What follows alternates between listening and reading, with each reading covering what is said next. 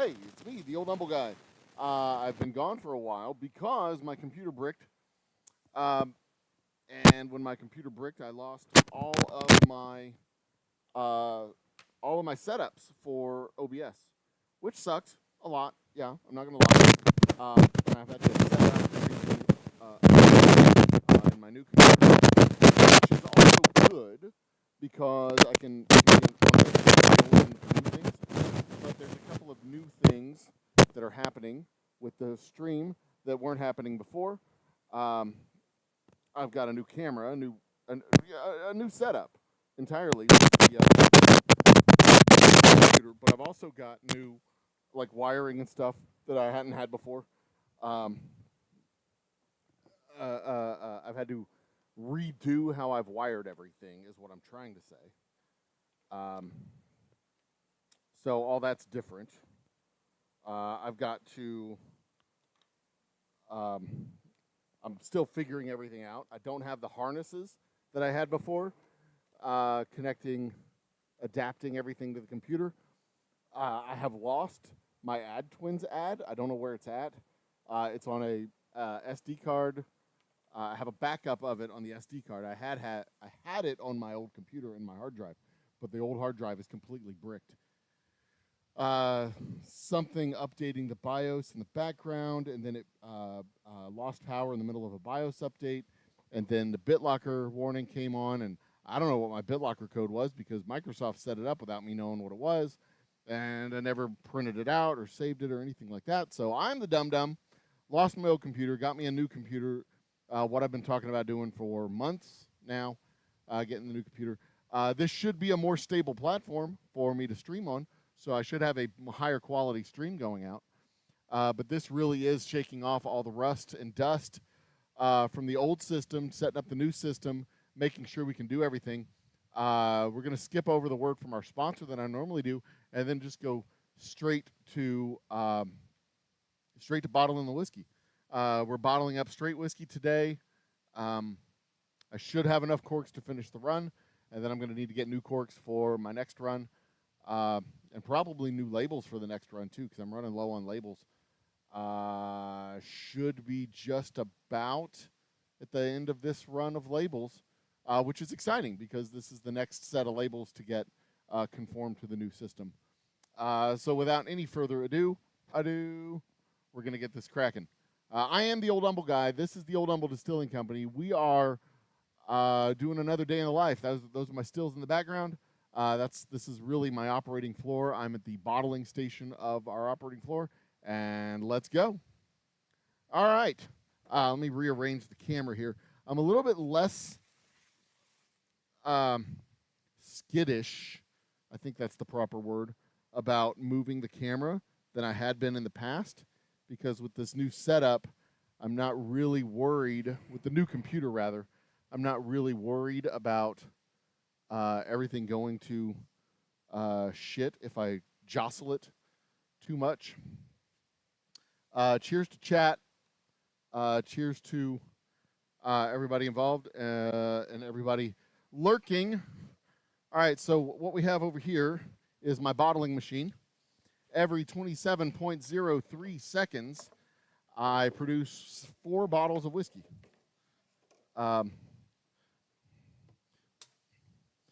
And I need about 5 cases today. I've got 1, 2, 3, 4, 5, 6 cases of the 5-year straight whiskey now, and I need. I'm going to bottle up 6 more today. This is my stack of bottles that I have right now, and all my bottles are back there in the back. Cool. The worst possible place for them to be.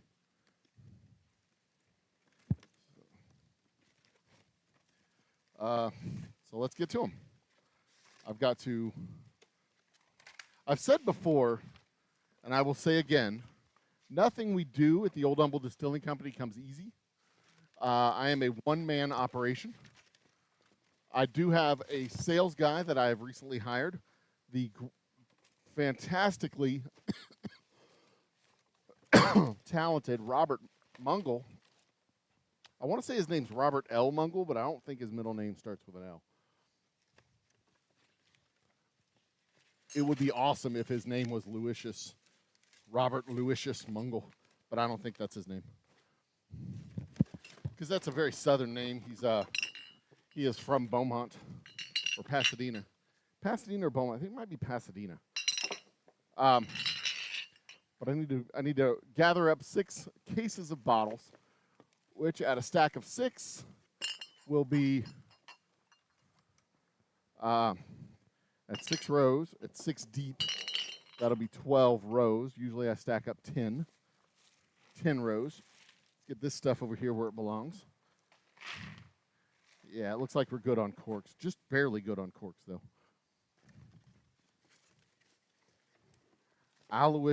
Robert Aloysius Mungle.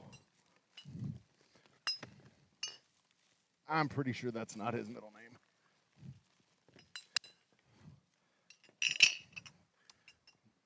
name. It's fun to imagine Rob as some New Orleans, South Louisiana dandy, because he's such an awesome guy. And he's such a talent. He's a voice actor. He's got over 250 voice acting credits to his name. He's been in so many movies, he's forgotten the movies that he's been in. He's forgotten more movies that he's been in as a voice actor than most people have even been in. He's that fucking talented. He's an amazing guy. Look him up on YouTube. He's in all kinds of stuff on YouTube. Former Whiskey Brothers, or not a former Whiskey Brothers. I guess you could say former Whiskey Brothers since they've now ended the run of their podcast. Also call it a Whiskey Brother podcast alumnus, along with Sam Damaris, Dale Cheeseman. Currently, 1, 2, 3, 4, 5, 6, 7, 8, 9, 10.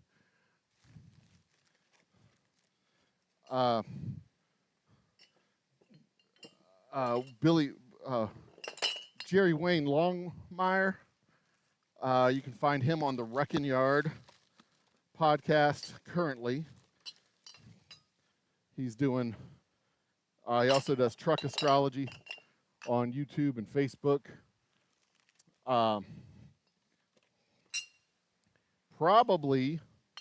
want to say probably TikTok too, but Jerry Wayne may have more sense than to do TikTok.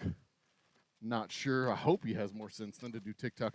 I was doing TikTok for a while, but I wasn't really doing it under the guise of the old. I had the name Old Humble Distilling Company, but I wasn't really doing whiskey-related content. None of that ever gained any traction, so I didn't really mess with TikTok much. And now I've deleted the app. I haven't deleted our account.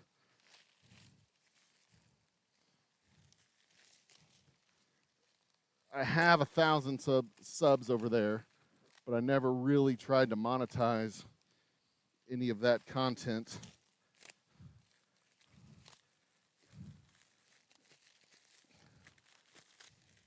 Because the only stuff that ever really got any traction in TikTok was political content. And I don't want my distillery mired in political nonsense, especially TikTok political nonsense. It's so fucking toxic because the kids over there don't know shit about shit. And the Chinese algorithm really does support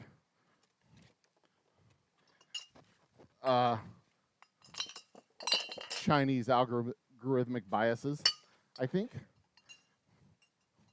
I don't know. I don't know enough about the almighty algorithm to know exactly how it works, but I do know the almighty algorithm is written by human men and women, mostly men. It's written by human beings, and human beings have biases, which is how you get very racist AI, or AI that is very racist very quickly, because human beings tend to be very we have racially charged biases that we don't know about. That's a good way to actually learn about your biases, is to let AI, let AI run without a racial filter. Because if you don't put a racial filter, then it just kind of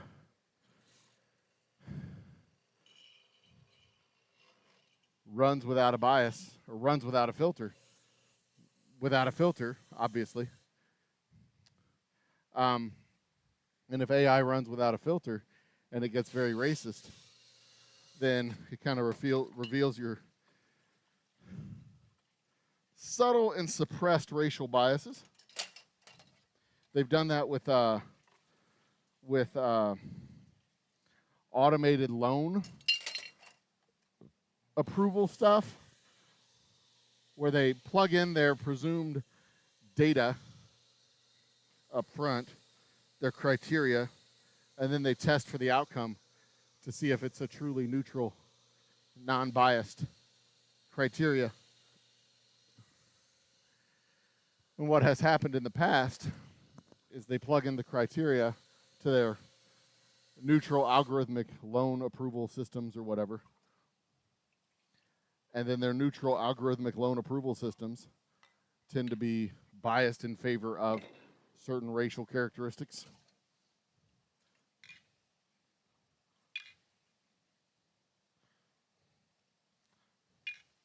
Because the loan criteria subconsciously that they create subconsciously validates their opinions and assumptions.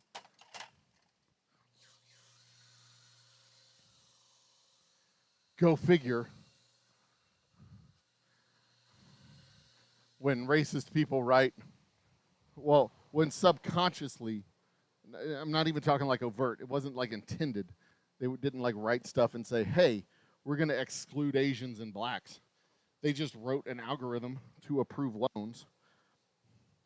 And the loan approval algorithm just, reinforced their biases and stereotypes.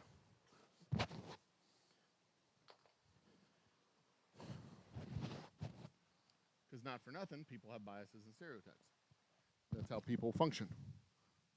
Who we got? Sunflowers in the house. Cheers, sunflowers. Welcome to the party. I have a new setup because my old computer bricked. So now I have a new computer with a new audio setup. It's the same old audio setup. It's just new cabling to get to where I was before.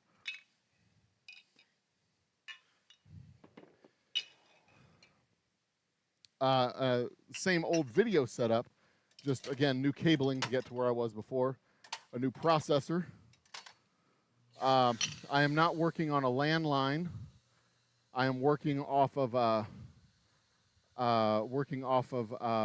Wi-Fi. So if there's a problem with if there's a problem at any point with the feed, that may be why. We have a fairly beefy Wi-Fi connection in here, but Wi-Fi is unreliable compared to landlines. LAN lines, LAN lines. Landlines are notoriously reliable, where they are as notoriously reliable as Wi-Fi is unreliable.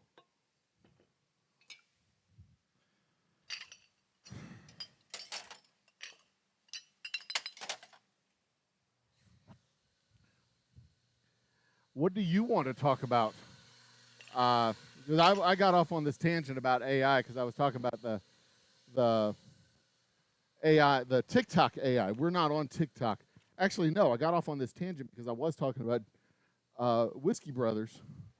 Why was I talking about the Whiskey Brothers? Oh, I was talking about Rob Mungle. Okay, I can get back to where I was. So I started off talking about Rob Mungle, one of my newest sales guy who goes into the stores to do brand ambassador stuff, alcohol presentation to customers in order to get them to buy it. He does direct sales to customers in stores. And I'm hoping to be able to expand his role to other things in the company. I need to knock this down from 2703 to 27, oops, 00, I believe. Because I'm getting just a little bit more than what I want in these bottles. Just slightly more than what I want. And Rob Mungle being a Whiskey Brothers alumnus, along with Slade Ham, Jerry Wayne.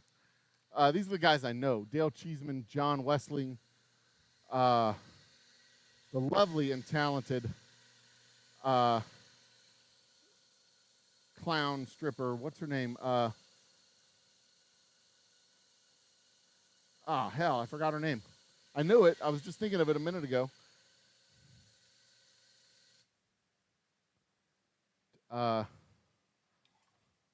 It'll come back to me later. The only female whiskey brother that I think was ever on the crew, rather. And I was talking about Jerry Wayne Longmire, who was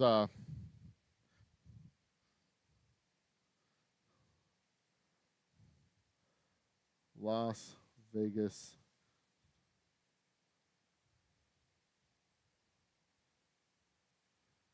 Charlie the Clown.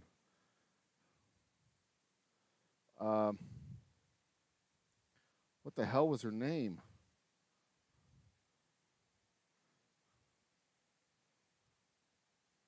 Kiki Maroon. That was her name. I knew I'd remember it eventually.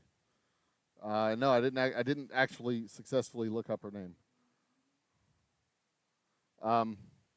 Kiki Maroon, who has gone on to be a Vegas showgirl and stripping clown. But Jerry Wayne Longmire was the name I was thinking of because he's got a rather successful YouTube channel. Does Instagram, Facebook. I was saying that I don't think he does TikTok, but I don't know for sure because I am no longer active on TikTok because I don't trust their algorithms. Because their algorithms are extremely, I mean, the almighty algorithm knows what you want, but it also helps you find what it thinks you want. And TikTok algorithms seem to think that we want pro-Palestinian and pro-Chinese Communist Party. I mean, I'm not some kind of conspiracy theorist. I mean, if y'all know me, y'all know I am quite the opposite of a conspiracy theorist. I'm very much a logical thinking pragmatist type.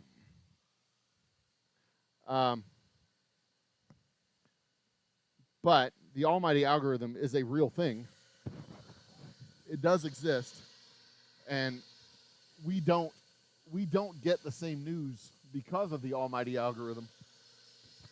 The almighty algorithm thinks you want to see something. I mean, geez, they've got A/B tests for headlines. They don't just want to give you stuff you like. They also want to give you stuff you hate, because hate and love are not opposites. Hate and love are equivalents. They're equivalent emotions. They often share the same headspace. So the almighty algorithm doesn't want to just give you things you love. They also want to give you things you hate, because you are going to scroll through all of the happy cat videos. Click them, love them, like them, whatever.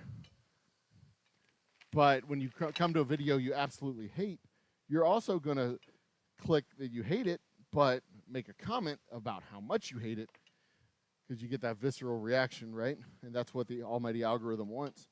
Because you get that visceral reaction, you're also going to talk about how much you hate it. And you're going to tell other people how much you hate it. And hate. The almighty algorithm does these things on purpose.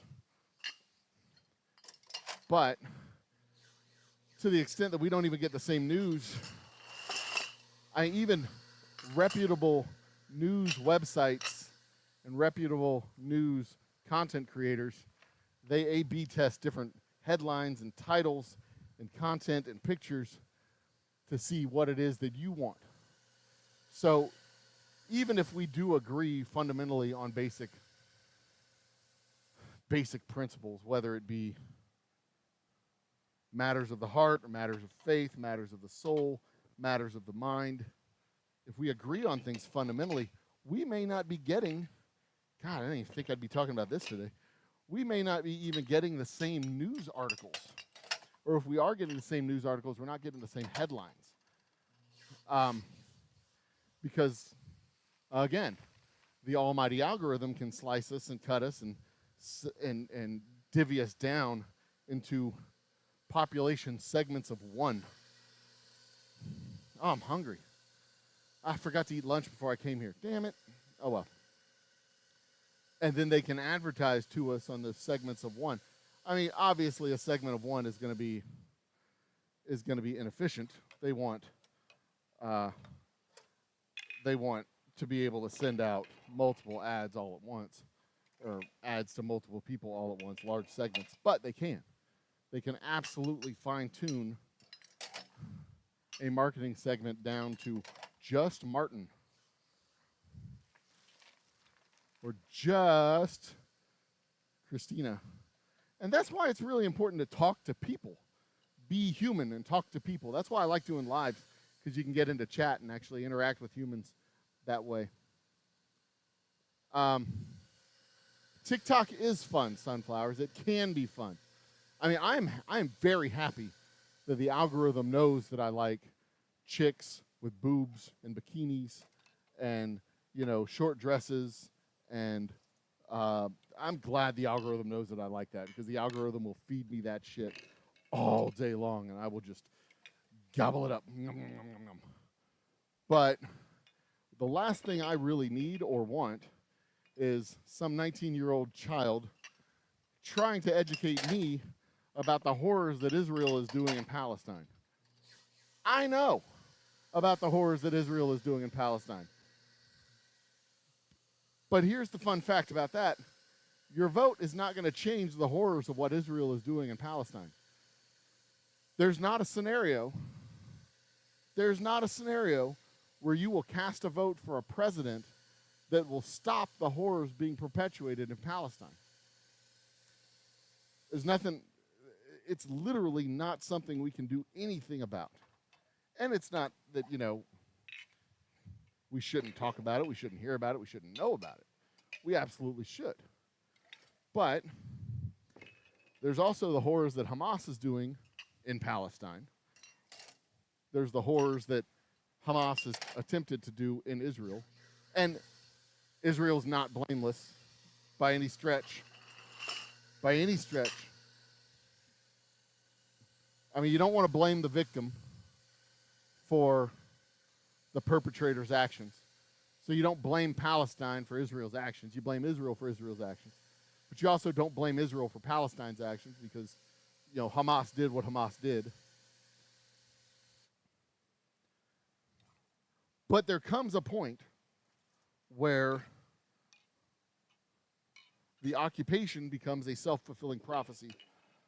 We are occupying these people, and they are going to lash out in response to the occupation. You can't just expect them to lay down and be pacified. They fight against that. We know this. This is the thing that we've seen in our past. And the closest allegory you can find, what these fucking children don't understand, is the way this ends is the way it ended in the American Southwest and West with the Indian Wars. This doesn't end with everybody holding hands and being happy. This ends with an indigenous people being sent to reservations and defeated. And there is literally nothing that we can do, because that's how we did it. And that is very much how this thing ends. If it ever ends at all, it ends with an indigenous people being sent to a reservation where they can live in a walled-off area separate from everyone else. and all the horrors that we brought down on the Native American populace over the course of hundreds and hundreds of years, hundreds, decades of our own Indian wars, from literally kidnapping kids and assimilating them into our culture, to wholesale slaughter of villages. I mean, that's how it ends, unless they can come up with a better plan.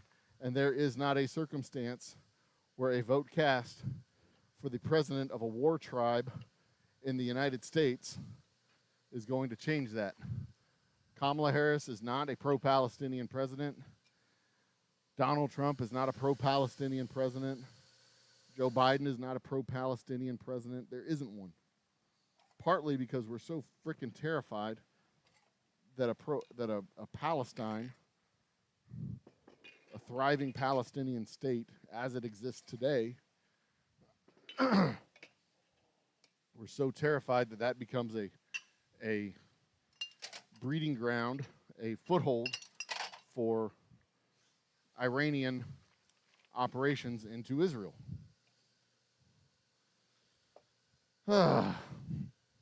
Pro-Palestinian content isn't a problem.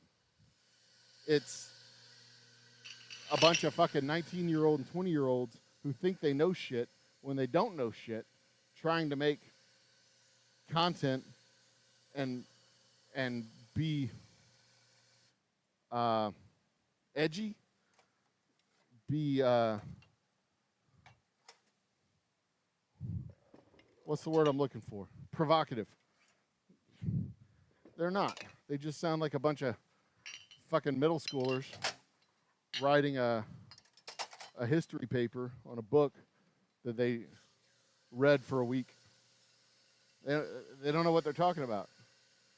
And the almighty algorithm thinks that, you know, I mean, it's going to make you angry, so the almighty algorithm feeds you this. I can get what I need from the almighty algorithm from other platforms. I don't need TikTok. So that's why I'm no longer active on TikTok. I still have my account, and we still have like 1,000 subscribers over there in the Old Humble world.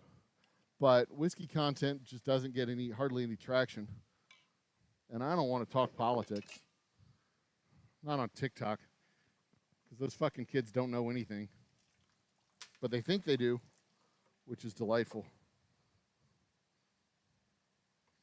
I mean, I had a day-long discussion with a dude explaining to him that the Constitution does not grant you rights in the legal sense. Literally using the Constitution. Hello, algorithm. Speaking of the algorithm, oh my goodness. It's also nice working across the street or across the parking lot from a CrossFit studio. Whew. Goodness. Thank you, algorithm, for giving me the things that I love. And also, I've discovered that that's not just a CrossFit operation for beautiful people. There are normal human beings that work out there. People that look like me,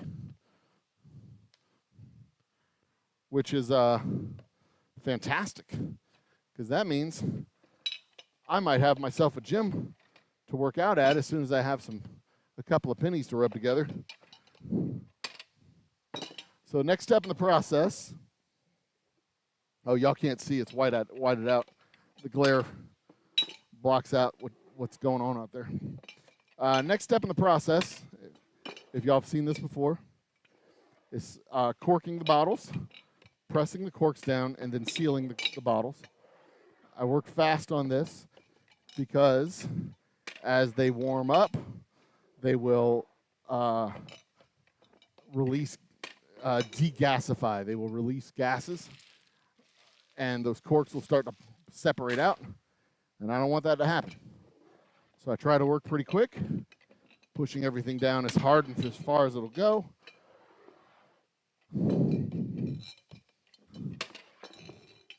And plus, I only have until about 2 o'clock today. So I want to make sure I get this done. I don't think I have enough labels for the boxes. So the last little step of labeling the boxes is going to be done in the morning when it is cooler. Hold on one second. All right. So the last little bit of labeling the boxes will be done in the morning when it's cooler. This is a recovery order, largely from, July was a fucking terrible month. The hurricane hit at the beginning of the month. I was supposed to be getting revenue checks in the mail at the beginning of the month because the hurricane hit, and Centerpoint is a goddamn joke in the state of Texas. We lost power for 2 weeks, and the the postal sorting station lost power, and we may have lost an entire month's worth of revenue. I didn't get the revenue I was supposed to get at the beginning of July until the beginning of August, which means the bottles that I was supposed to get at the beginning of July didn't get gotten until the end of July, which means the order I was supposed to ship at the beginning of July to support my tastings through the month of July did not happen, which means I lost not 1, but 2 months of operation revenue. And 2 months out of 12, y'all can do the math at home. You got it? 2 months out of 12 is about 15% of your annual revenue. Because 2 out of 12 is 1/6, and 1/6 is half of 1/3. So, you can do that math. It's not hard to figure out. Or if you want to do it a different way, 4 out of 12 is 1/3. So 2 out of 12 is half of that. Yeah, there's all kinds of different ways to peel that banana. Anyway, it's about 15%, give or take. And just so you know, when you're tight and operating a very lean ship and trying to build a fucking business, losing 15% of your annual revenue sucks a lot.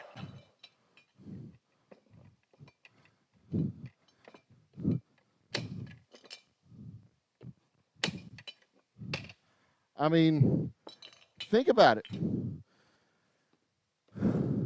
In your own personal world of financial whatever,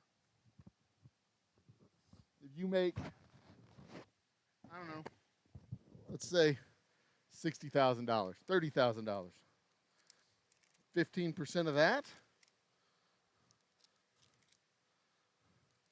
would be $450?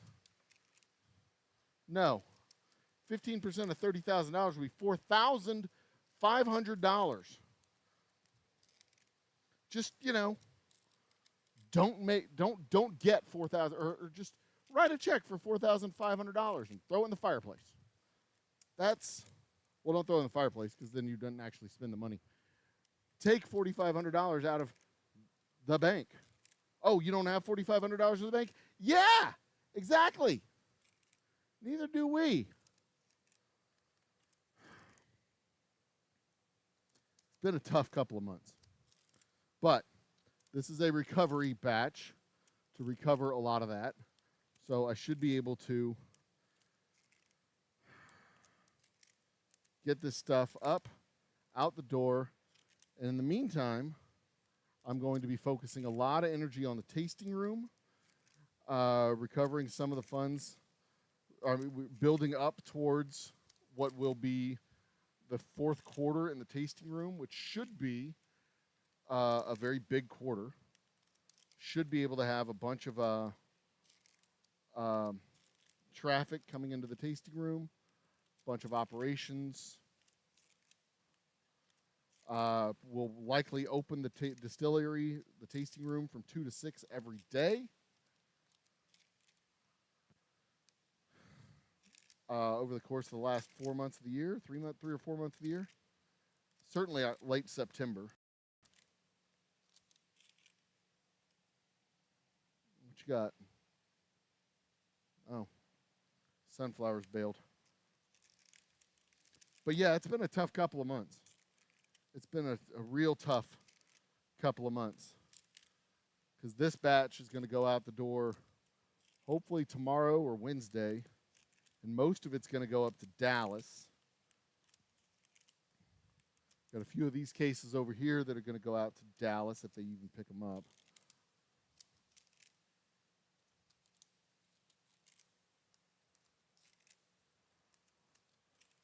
Going to have a whole slate of tastings scheduled in September.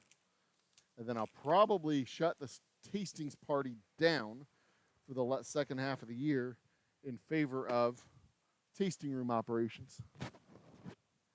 I usually forego tastings at the end of the year because it's so hard to compete for space against the big operators.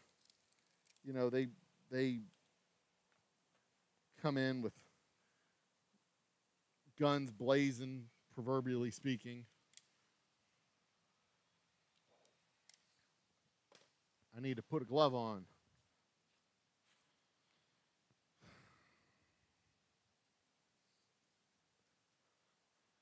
Protect my dainty little fingers. That gun gets hot right here on my hand. I actually have a bit of a callus forming there. But we got positive news coming for the rest of the year. I am working towards my vodka line and my clear spirits line. Our absinthe, our gin.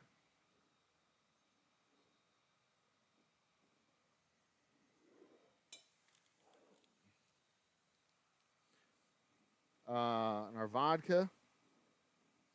Maybe a rum, but maybe not. Rum is a different process, but it is just sugar, water, and yeast. There really isn't a lot to it.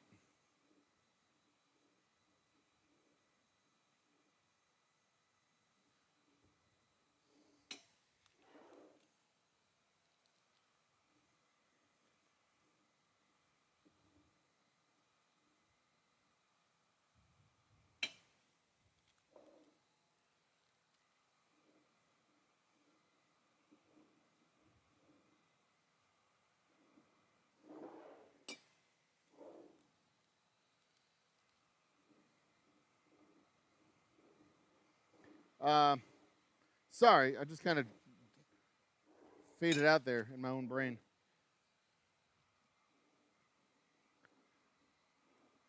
Once the weather breaks a little bit, going into September, I'm going to work on construction here in the back of the house. My office, the hallway, the bathroom. Put in our hot water. Our hot water maker. Put in our sinks. Finish up the bathroom, seal it up, paint it up. Rehang that door. I assume audio is good for you guys because Sunflowers didn't say anything.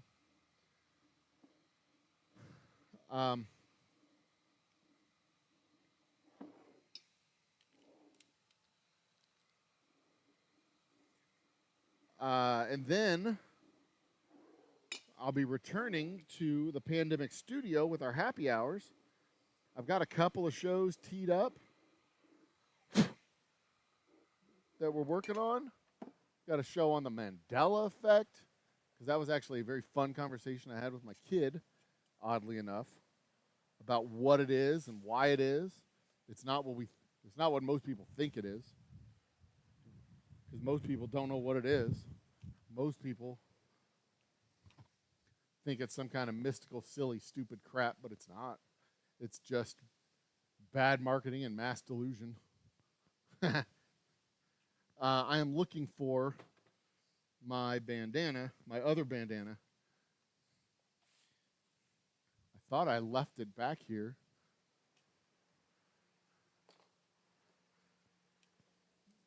But I don't have it here for some reason.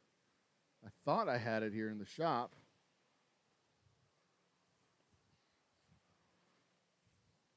All right, well.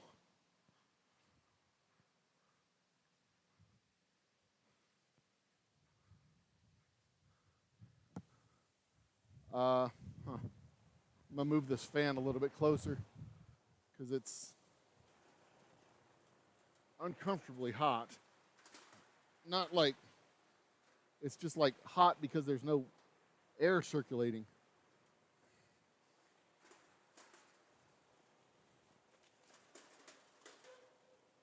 So I'm just over here stewing in my own juices.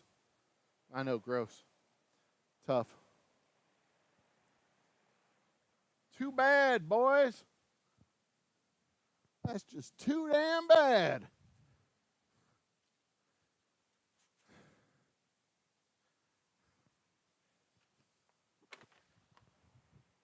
I guess I can remove the hat. Let's put on the bandana.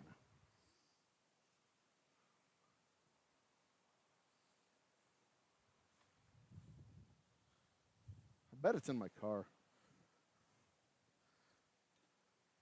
All right, back at it.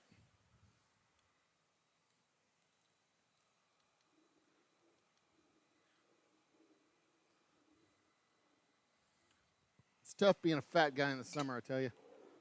I'm trying to fix that. I'm working on it. I've taken the step of finding out just exactly how fat I am. 262. Not proud of that number. I'm going to work on knocking the first couple off. I've been saying that for a couple of weeks, but then I immediately hurt my back. And I've been having trouble moving because my back was just in pain. But today, the back actually feels pretty good. It's been feeling good the last couple of days.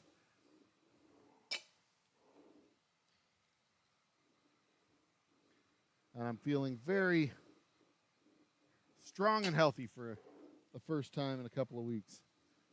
So, I'm going to get back out and try and lose those 2 pounds again. And then turn those 2 pounds into 8 pounds. Or 12 pounds, rather.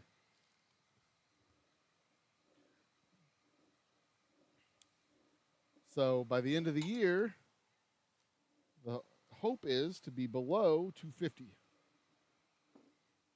by New Year's. It's not an ambitious goal. Pretty achievable. And then take it up to the next notch for 2025 and get down below 230 for the year. A goal which I believe is achievable.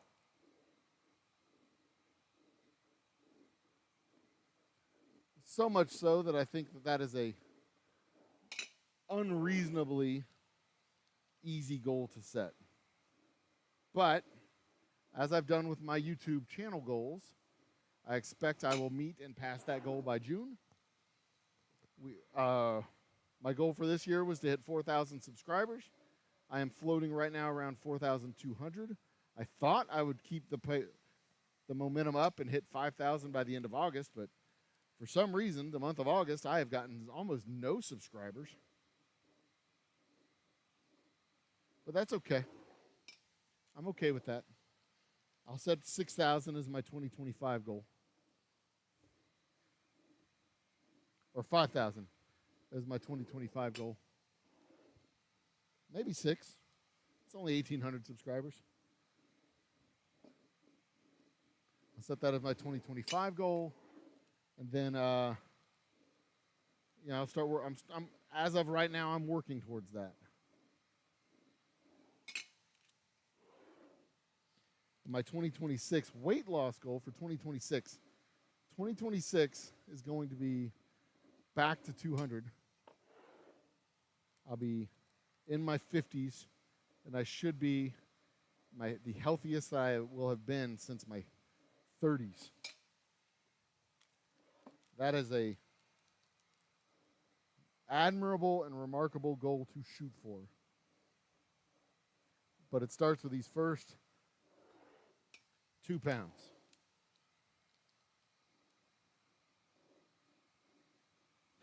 And I think it's achievable. I really do. Starts with diet, then with exercise. Because the thing is, I know I need to feel worse before I can feel better. And part of that is exercise and just physical movement and motion.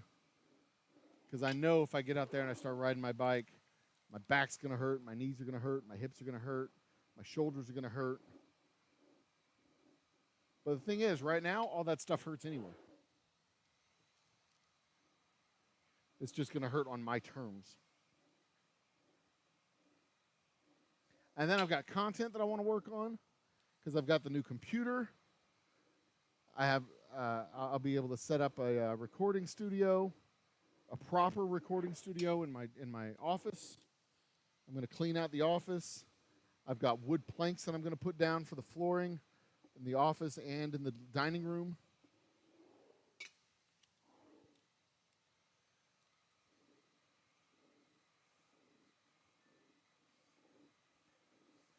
I think we can get the dining room done before Thanksgiving or Christmas.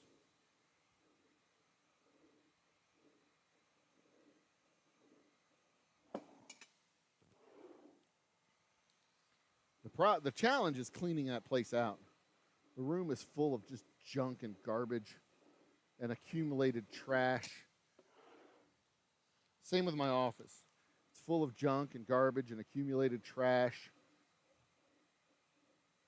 And it's not just a matter of moving everything out of the room and then back into the room. You know, moving everything out, tearing up the carpet, putting it on the floor, and moving everything back in. Like, it's figuring out where to put all that stuff when you move it and living on top of the junk. You know, because it took us like 3 days to do the bedroom and living room.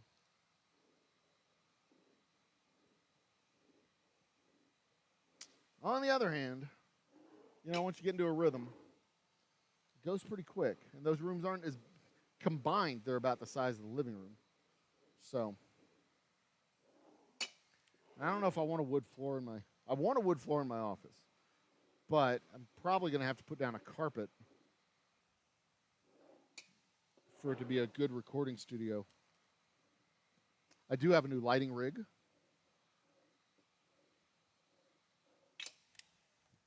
I'm literally talking to myself.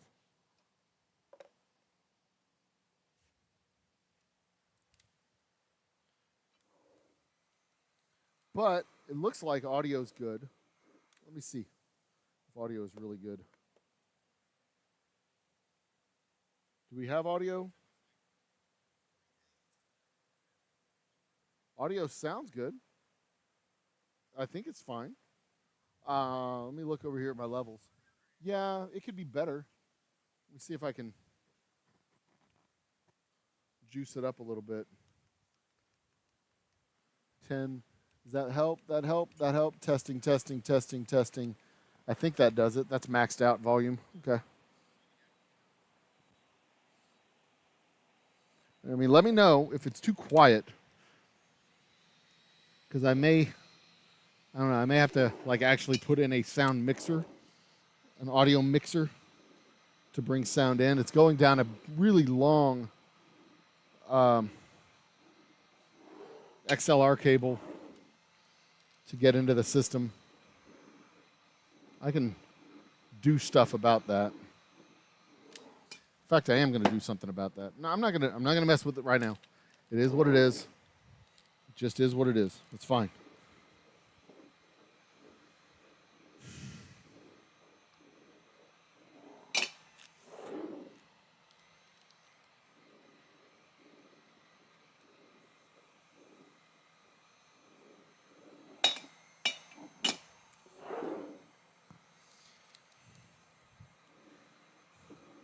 All right, so what else can we talk about? Don't want to talk about TikTok. Don't want to talk about politics.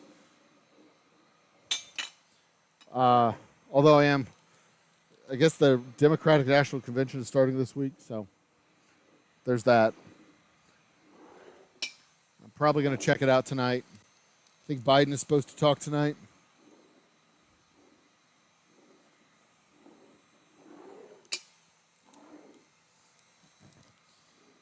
We've talked about the almighty algorithm. Talked about how much of a shit show TikTok is. Oh, let's talk about the shit show that is X. Twitter is just, I mean, goddamn. That platform, when it was a publicly held corporation, they at least had to maintain a community idea, a community ideal. There was a committee, there was a board of directors, there was a board of governors, there was a content moderation panel. It wasn't just AI or algorithmic driven. I mean,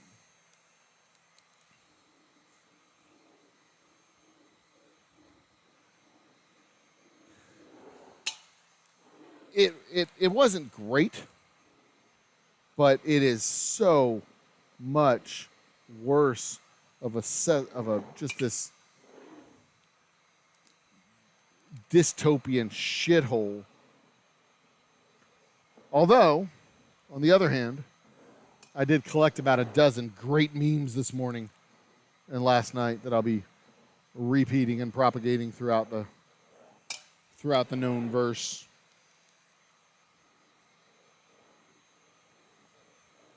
But it is a textbook study in how capitalists align themselves with fascists to protect their best interest, their own interest. And it speaks volumes about why fascists hate communism, social cooperative work. The social and cooperative work, social and community work takes power away from fascists. Fascists thrive in being connected to power. And if power comes out of their hands, if you're not the only person making the decision, then you're not the all-powerful Oz.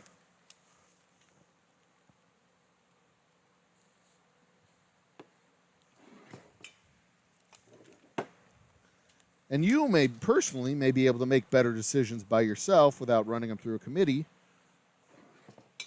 Reasonable.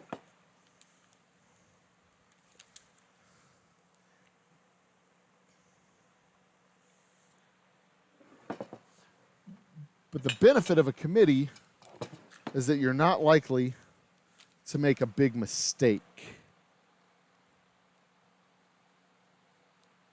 Because the committee is going to deliberate and discuss and search for pitfalls and potholes.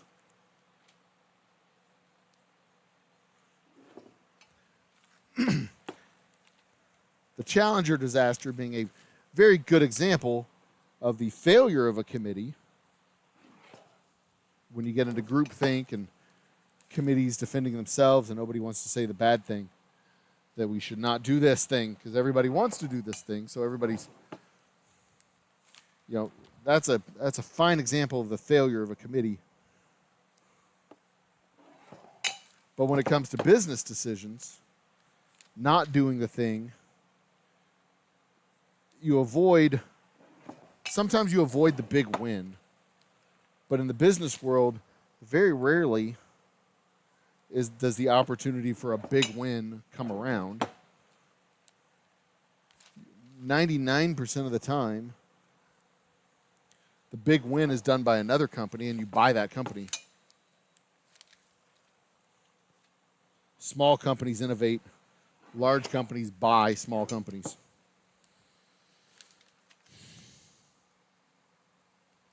That's how it's done.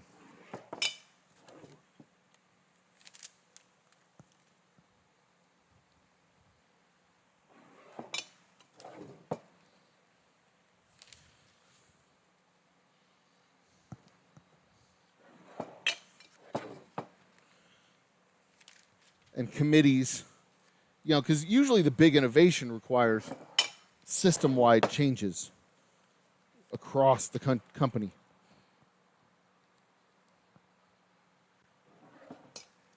That's why Netflix succeeded where Blockbuster failed.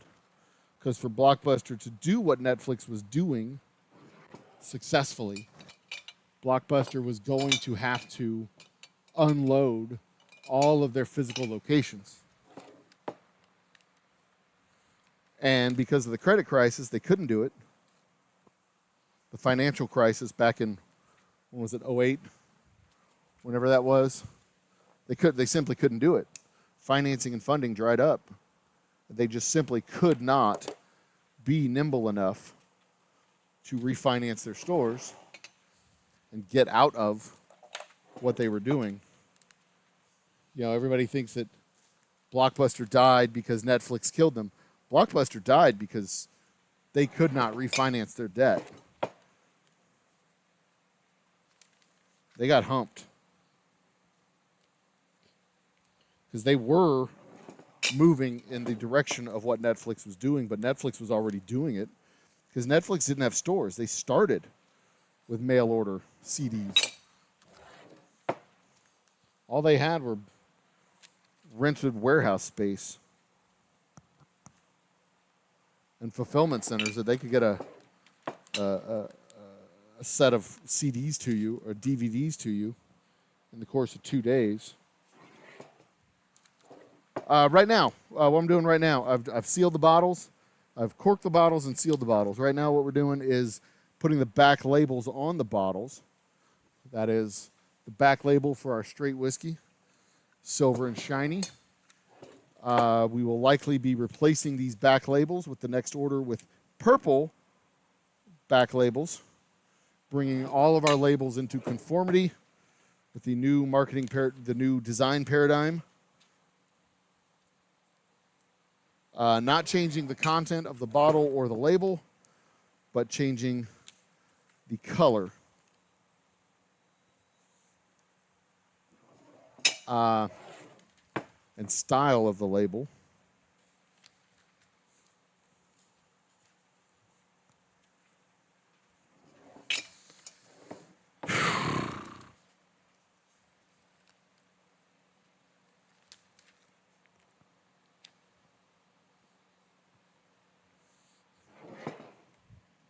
We're going to go from these heavy poly vinyl labels to paper labels.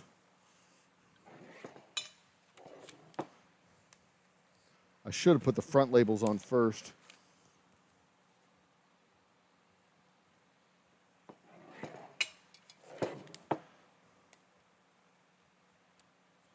I don't know if I have enough to finish. Now that I'm doing the math in my head, this is 72. I think I did 72 last time, which makes that 144. I don't remember if I had 250 or 125 on that roll. I think I had 250, which means I've got enough, but I'm not going to have enough for a third run. Or I'll have enough for a third run, but not a fourth run.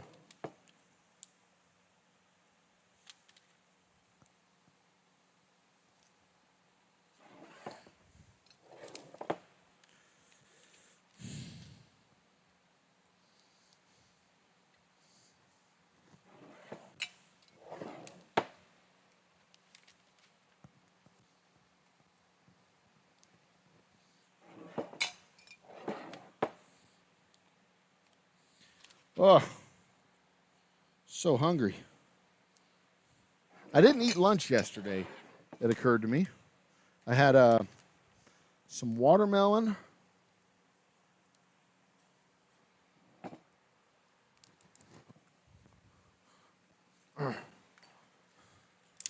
An English muffin. That was it.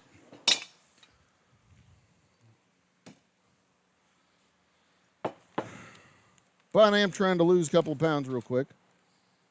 Get this whole weight loss journey kicked off.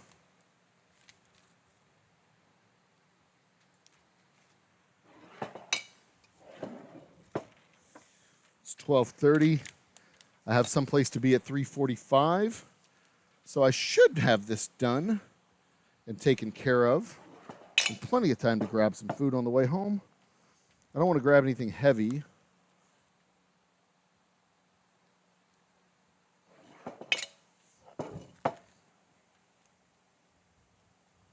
But I'm also really, maybe I'll go home and make some eggs. That would be the responsible thing for me to do, wouldn't it? Instead of grabbing Burger King, go home and make eggs.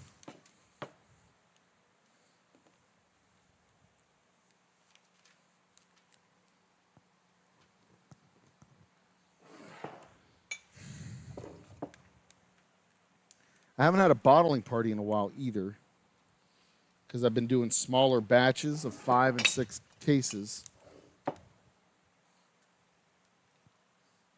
2, 3. And I only really need to do a bottling party if we're going to do like 20 cases. Because, 5 and 6 cases only takes a couple hours. But if I'm going to do 20 cases, well, that's going to take me forever. So bottling party, 1, 2, 3, 4, 5. One more. Bottling party in the course of 2.5 hours will give me 20 cases. So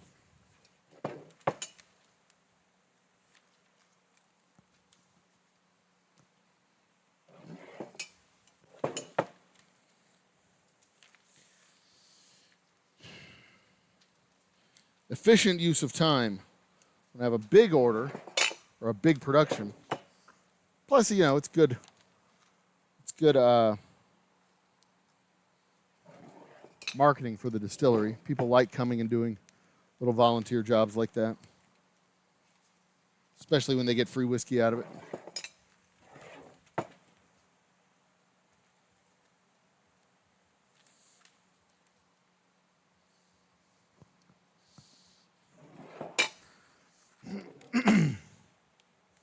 And I'm happy to oblige, because these guys save me,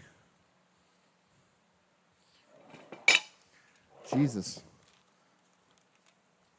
10 hours of work.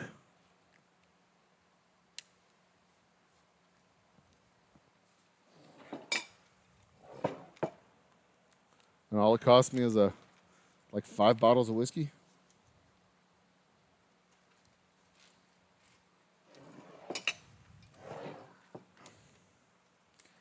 I just haven't had the need lately to bring in volunteers. Because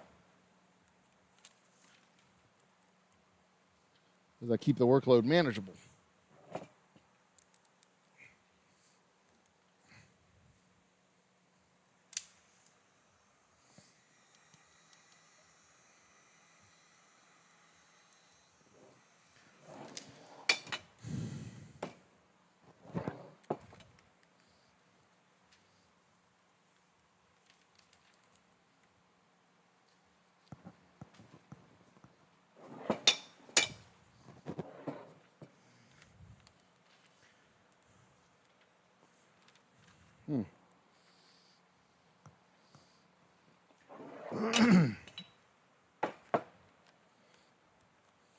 What else is there to talk about? Oh, upcoming content. Upcoming content. I'm going to revisit some of the old Whiskey Talk videos that I had, talking about terroir, barrel size, age statements, whiskey styles.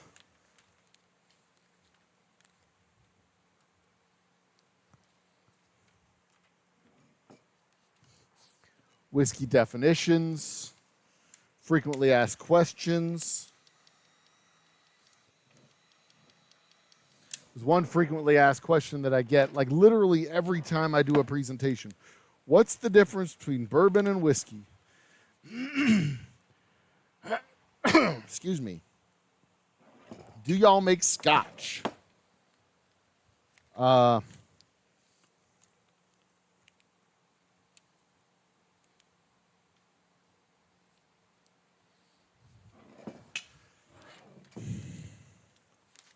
How do you make it?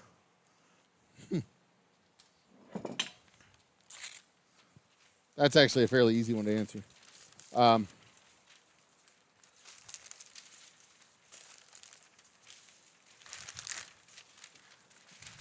It's just not a quick answer most of the time. Ugh. All right, now onto the front labels.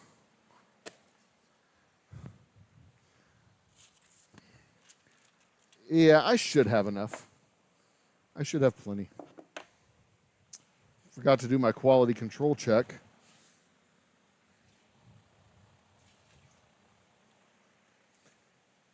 Still nice, light amber color.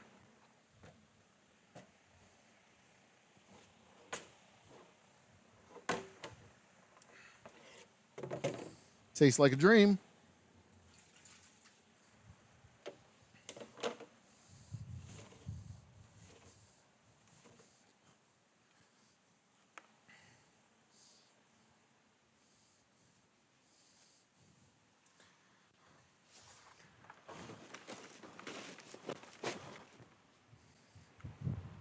All right, front label time.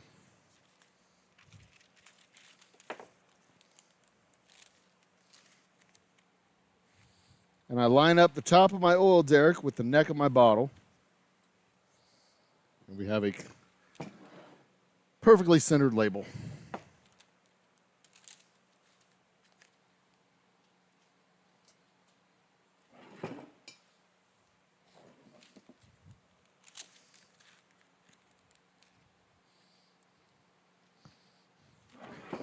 I'm actually probably going to cut back on my consumption significantly over the course of the next couple of months. We're getting into football season, which means I'm going to be doing a lot of tailgating, marketing, the Alumni Association and whatnot.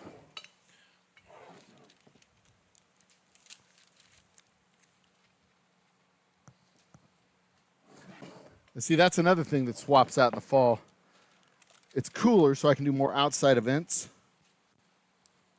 I'm actually going to have to sit back and watch this entire episode again, take notes as to what I need to do with audio, what I need to do with video, make sure my video is streaming out at the same quality it's being recorded at.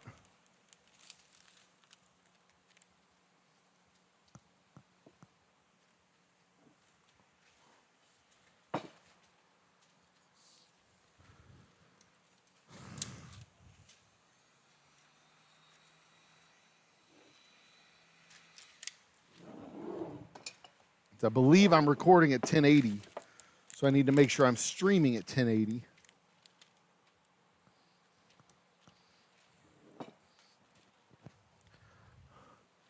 Make sure I have the right path to record video.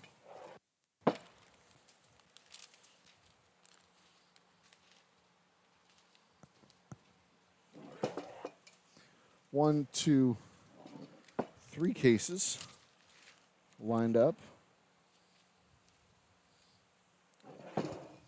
So many little things on the OBS platform. A lot of it is just plug and play, you're done.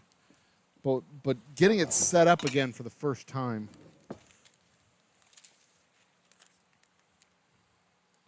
there's so many settings that I'd forgotten, and I had set it up to accommodate my old computer. And its poor processing capabilities.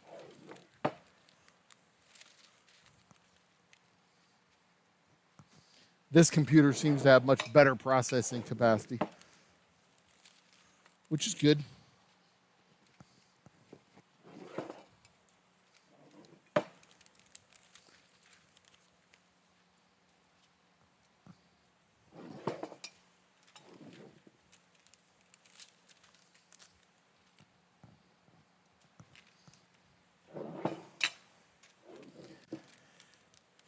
Better processing capacity is good.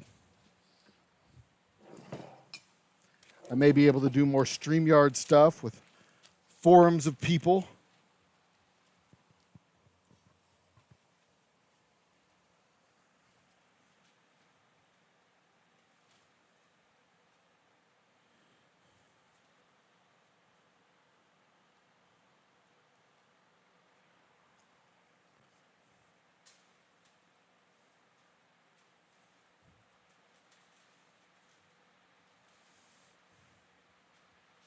Ah.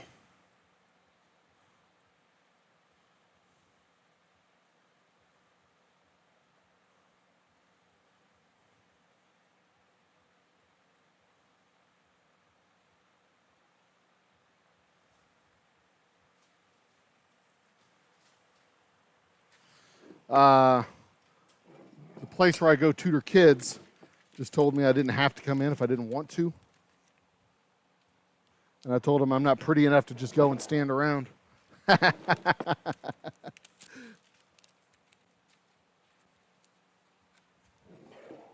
going to tell him I'll stay home.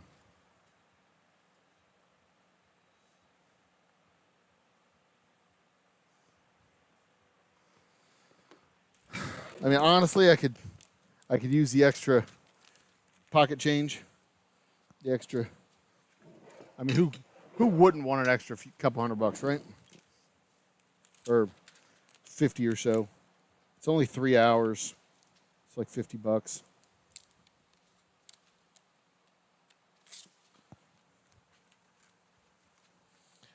Besides, my kiddo's recovering from a wisdom tooth extraction.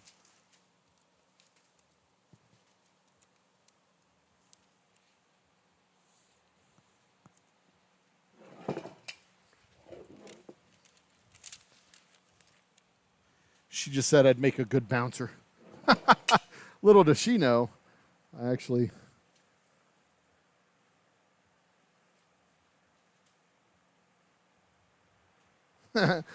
have worked as a bouncer. Can you imagine me being a bouncer? Do I look like a fucking bouncer?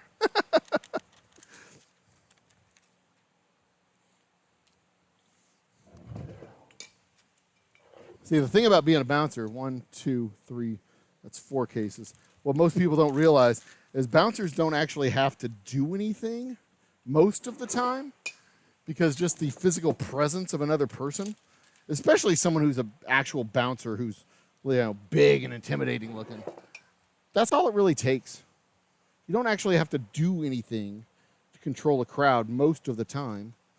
You just have to, like, physically be there. Even a little dude can be a bouncer. Because all you got to do is come up and say, hey, is everything okay? Because they assume that if you are not a physically imposing person, that you have some kind of a set of skills or weapons. Because why the hell else would you be inserting yourself into a potentially volatile situation? So most of the time, simply showing up is all it takes to diffuse a situation. And if you have any skills whatsoever in de-escalation of a conflict, then that's precisely the kind of bouncer that a facility wants. Security doesn't show up to beat the piss out of people. security shows up to defuse, de-escalate, and maintain 1, 2, 3, 4, 5, 6, maintain normalcy. That's security's job, is to maintain the status quo, preserve the peace. That's what cops used to do.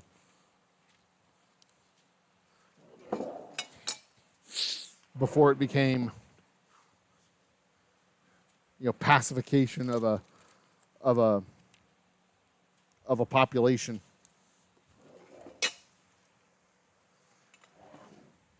They would defuse a situation. They would lower the temperature on a circumstance. They would 1, 2, 3, 4, 5, 6, 7, 8, 9, 10, 11. I have one more column to fill in. And in some cases, they still do, depending on the cop, depending on the area, depending on the circumstance. But the intended goal should be de-escalation. Nobody gets hurt. Everybody goes back to their normal life, not to make an arrest, not to, disrupt the community. You know what happens when somebody gets arrested? They go to jail, they miss work, their family has to pay money. It's fucking disruptive as hell. And yeah, don't be an ass and you don't go to jail most of the time. 1, 2, 3, 4, 5. 2, 4, 6, 8, 10, 11. I haven't added to the extra row yet. And maybe the argument can be made that half measures don't preserve the peace. You're just delaying it until later. And yeah, there's circumstances where that is 100% completely true. You're just putting off the inevitable fight, inevitable conflict, inevitable injury, inevitable attack till a later date. And that's certainly true, I believe, with domestic violence. The first time you come to a house, second time you come to a house, third time you come to a house, maintaining the status quo is just her getting beat up again and again and again, or him getting beat up, usually her getting beat up again and again and again and again until it eventually escalates to the point where she's not getting beat up, she's getting murdered.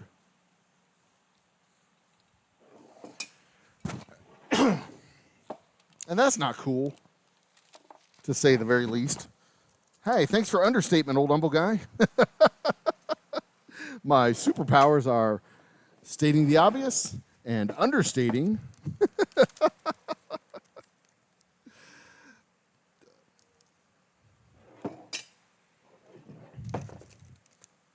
But, like when I got in a fight with that dude who was drunk at 6 o'clock in the morning and swerving all over the road on his bike, when he confronted me after I dropped my kid off and made a lunge at me through my car window, a period of time that I am not particularly proud of, a moment in time that I'm not particularly proud of, but I'm also kind of proud of it, because I got out of the car, physically picked this dude up off the street, threw him down in the grass, and jumped on top of him, and basically sat on him until A, he calmed down, or B, the cops showed up. And he didn't calm down. Actually, other people showed up. They were going to hold him, keep him away from me, and I got up and got off of him because, I wasn't like trying to have a fight and cause trouble. I wasn't trying to hurt the dude. He was weaving around in the middle of the street. I was perfectly fine to go past him. He was the one who stopped and confronted me. But a word to the wise, if ever you are in a circumstance when you are grappling with an individual and you're trying to de-escalate a situation, they will not see the humor that you see. They will not find it as funny as you find. If you're like on top of them with your hands, on their wrists, controlling their movement, they're not going to find it nearly as funny as you find it when you pick their hand up, bring it over to their face, and then go meep on their nose. That does not de-escalate a situation. So you know, there is not a circumstance where meeping your opponent's nose will de-escalate. All the meatheads were leaving. Will de-escalate a fight. That may actually make it worse. So just so you know, if you ever find yourself in that circumstance, do not, I repeat, do not meep your opponent's nose. Don't take his nose and tell him, I have your nose. Now what are you going to do? Because the answer to your question is going to be, I'm going to kick your ass. I'm going to, quote, fuck you up. Turns out the only thing he had in his bag was a bottle of Smirnoff. Because not only was he intoxicated, he had bad taste. He was a drunk. 2, 3, 4, 5, 6. Because the only people riding a bike at 6 in the morning, 2, 3, 4, 5, 6, while drunk on Smirnoff, are actual bona fide alcoholics. There are other things that make people alcoholics, but the sign that is indisputable is when you see them and they are drunk and it's 6 in the morning and they are drunk from Smirnoff. The cheapest rot gut vodka you can find. There's nothing wrong with it. If you pour it in a punch, if you mix it, that's what it's used for. That's its intended purpose. But if you are just drinking straight from the bottle, spoiler alert, you are an alcoholic. Smirnoff from the bottle. Ugh.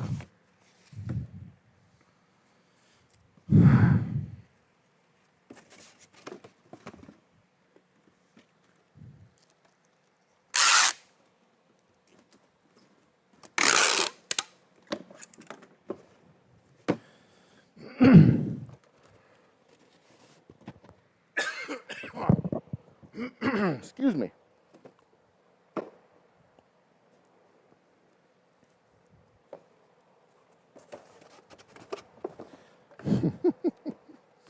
We're going to have a podcast here, Bourbon and Banter, a podcast with Jody Summers, brought to you by 2K Comedy and the Old Humble Distilling Company. Jody Summers and me, the Old Humble guy. That was supposed to start recording in March, but it looks like it'll probably start recording sometime in September, October. I'm okay either way. Jody's a fun guy. He's funny. He's fun. He's interesting. He's a hometown guy. Comes from Humble. Apparently, we were in high school at the same time, but I think he was several years behind me. He may have been a freshman when I was a senior.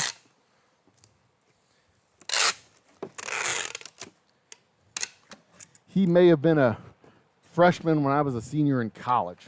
I don't know for sure. Can't really remember. Don't really remember a lot of people from high school. Didn't really. I mean, I knew them. They were nice enough. I kind of liked them. Don't really think a lot of them in general.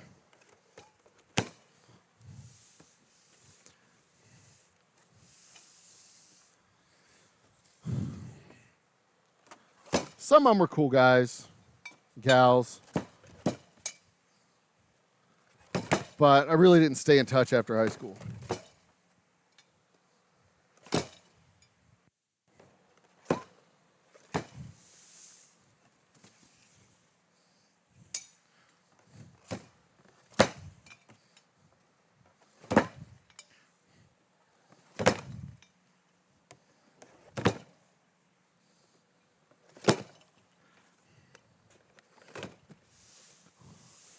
So when I find out, you know, hey, I went to Humble High School, it's like everybody went to Humble High School. I mean, you'd think you knew everybody, but like that's cool, seriously. When I was in Humble, there was 4,000, 4,500 people in that high school. It was huge. That's what she said. It was so, I mean, it was a small city. It was huge. And they've since, you know, added top shelf Dustin is in the house. Is there a certification? Is there a certification you can put on the wall? Be a certified drunk? Wait, certification put on your wall for what? For being an alcoholic when you're drinking Smirnoff out of the bottle? I think that's the only time I said there was a certification. You are certified alcoholic. Yeah. I mean, I think you just take the label off the bottle. No, you just leave the label, just leave the bottle on your desk. That's the certification. Anyway, they've since added 3 or 4 more high schools to the district because it was just Kingwood High School and Humble High School. We had a lovely rivalry. We hated those guys, but they were also our brothers. But we also hated them. And we wanted nothing but bad things to happen to them. But also we loved it when they succeeded. I do not have 7 of these. 1, 2, 3, 4, 5. I have 5. And I have 6 cases completed. Let me see if I have another box. It's a 5-year straight whiskey box. Special Reserve. 5-year straight whiskey. There we go. I do have 1 more box. Good. So I can switch it from one box to another here.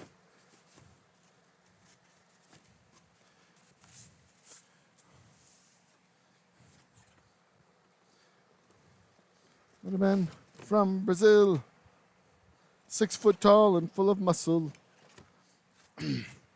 I've been researching, I'll just switch to a new topic here. I've been researching music licenses. I've told y'all before, and I still believe it, BMI, ASCAP, and CSCAP are all the fucking devil. Devil, 3-headed devil. They are extortionists. They are monsters. They are the worst gaggle of human beings. I mean, think of the worst you could possibly imagine. A thuggish, extortionist, gangster-type human being. And then make them a business. That's what you get when you have CSCAP, ASCAP, and BMI combined. They are, in a word, horrible. Nice business you have there. Hope nothing bad happens to it type of people. All they do is lurk around looking for possible, maybe copyright violations that they can take advantage of. They don't tell you what their music catalog is. You have to guess. And God forbid if you might use some of their music.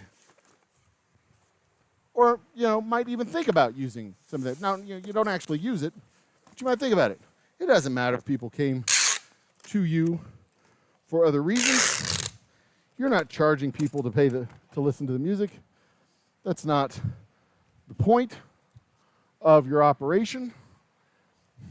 The music is incidental.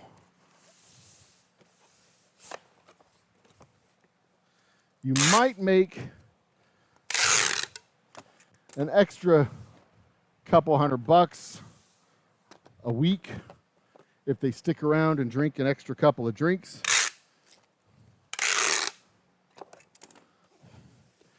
But BMI thinks that you should pay $1,000 a month for that. Well, BMI can suck my left nut. But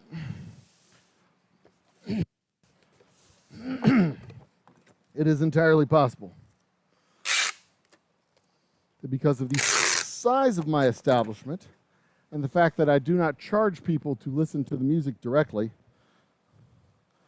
I might be exempt from licensing fees because there is an exemption for facilities that are under 2,700 square feet, which we are. And for facilities that do not charge people to listen to the music directly, which we do not. You get a certificate as being a certified alcoholic. You get to go to these meetings, too. So when the cops give you the ticket, that's your certification, and then you have to go to these meetings if you want to keep your license. But I'm thinking the reason this piece of shit was driving around on a bicycle at 6 in the morning is because he did not have a license. It had been taken away from him. And he was like, that's cool, bro. I can just drink this vodka on my bicycle because there's no laws against drinking and riding a bike. And actually, I think there are. But, you know, what else?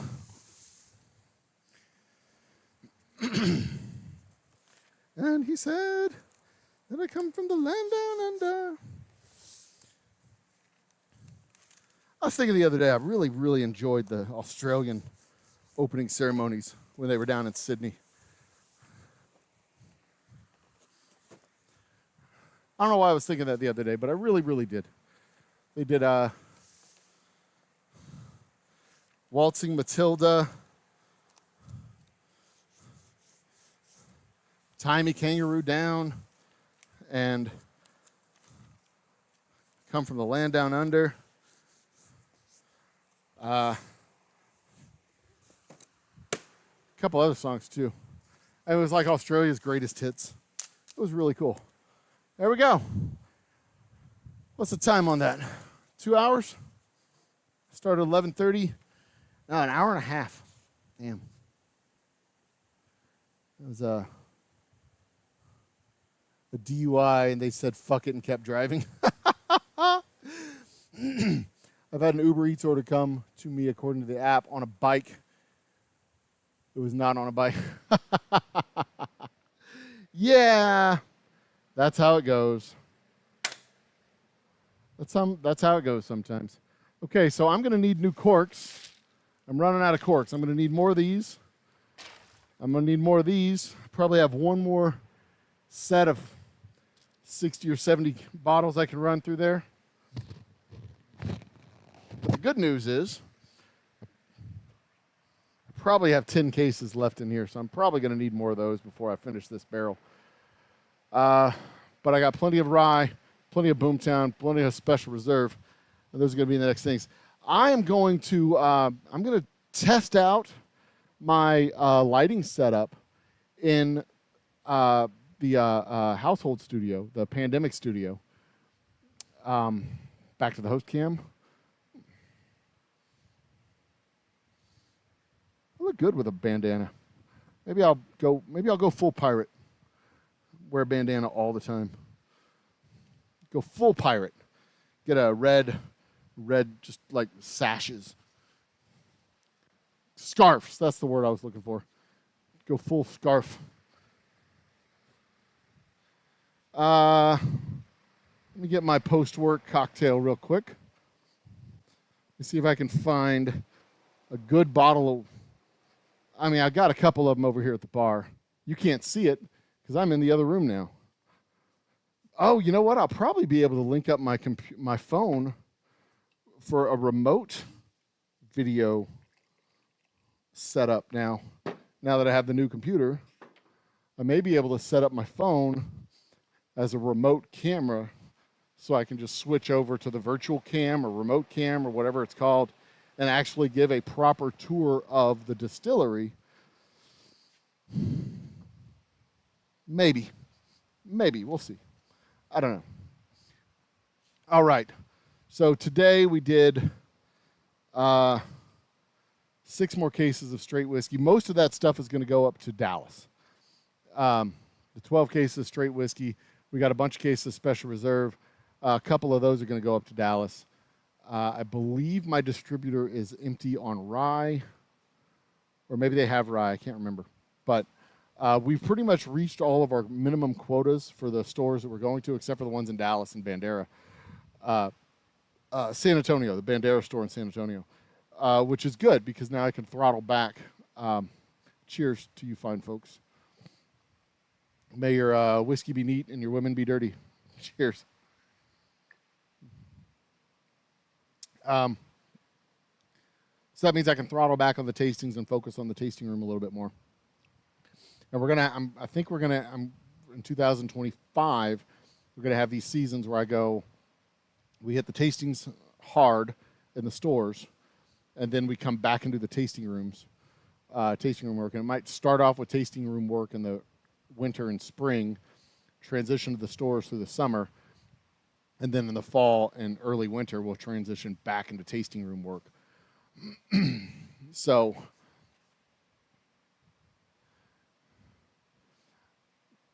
I don't know, because I've got to figure out. We had a fairly good year this year, except for July and August, which were absolute abject disasters. And figuring out how to lever that into a 2024 operation. Sales growth is sales were growing strong up until July, and then in July we had the hurricane. July and August have been complete total clusterfucks because of the hurricane. Mail service was disrupted because the mail processing plant in North Houston, one of the largest ones in the country, lost power. So there was a disruption in mail service for most of the month of July. Basically resulted in losing out about 15% of our revenue for the year. Because I didn't have cash at the beginning of July to buy the bottles to replenish our supply to support our tastings for the month of July, which means we didn't sell anything in July because I didn't have anything to sell. And we finally got the cash at the end of July, and I was able to get the bottles, and now I'm able to replenish the supply. But before I could schedule tastings, I needed supply, so the sales that we were going to have at the beginning of August didn't happen. So maybe not 15%, maybe closer to 10%, because we're going to recover some of that this month, about half of the sales that we would have had otherwise.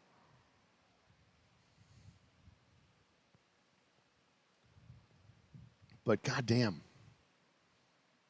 it sucked. Really, really, really sucked. Maybe 12%, not 15%.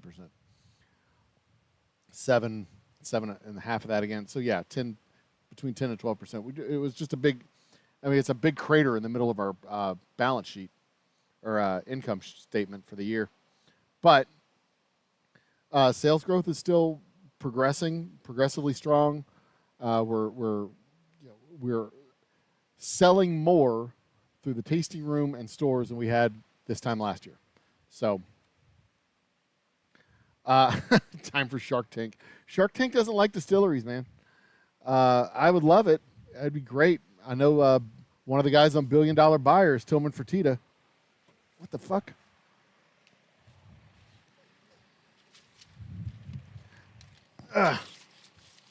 Stop it.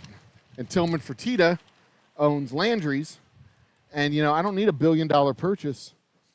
I just need to sign a deal to get my whiskey in his stores, his restaurants. Maybe he is mobbed up. I don't care. Money's money. I just need to sell whiskey. We are going to come fall, late September, early October. I am going to open up the tasting room 5 days a week. I'm going to go Tuesday through Saturday. We'll be open 2 to 6, maybe 3 to 7 every day, maybe 2 to 6 every day, which will mean I can come in here and do some work, and then by 2 o'clock, see the time. By 2 o'clock, I'll be done and ready to open up the tasting room. I can just hang out for 4 hours. People come in, sell a couple of bottles, they go on their way. I'll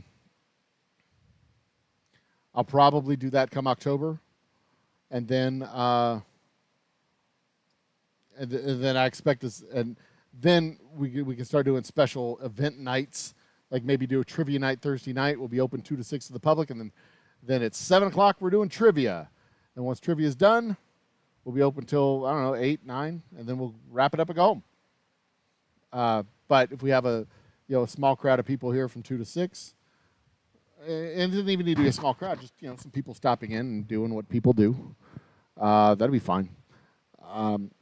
The benefit of being a small operation is I don't need to turn a lot of product over.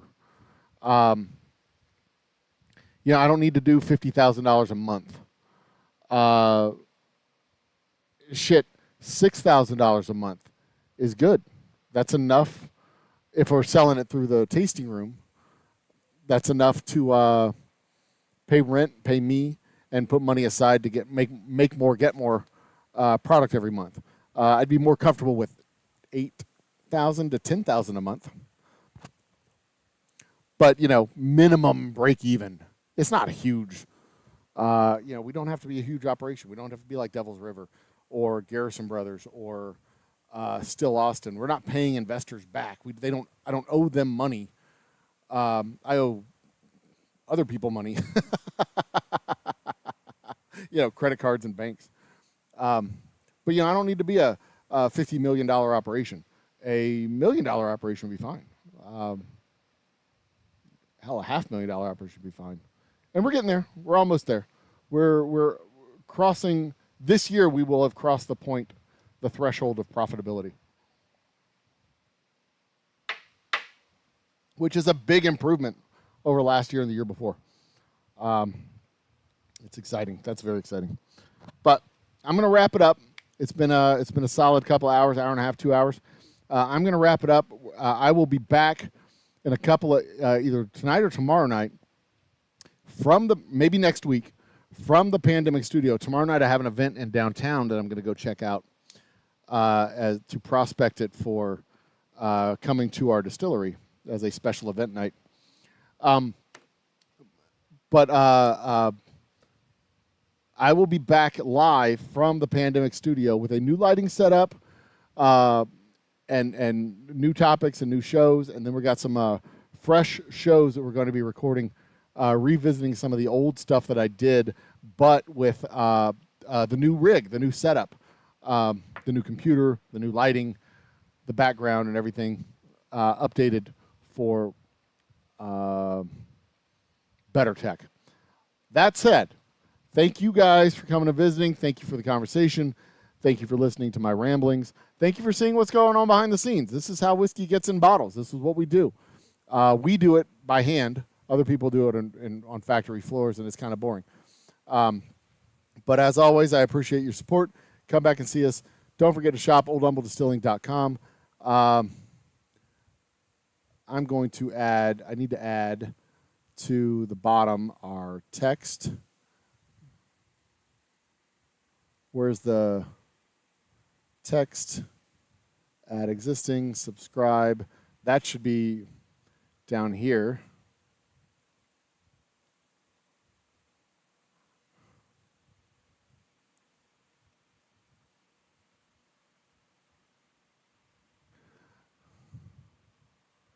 Let's see here if I can find the middle. Oh, it's huge. That's what she said.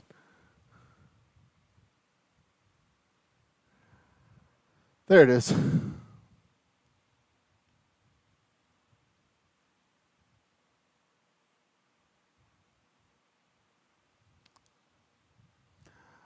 Well, center to screen. There it is.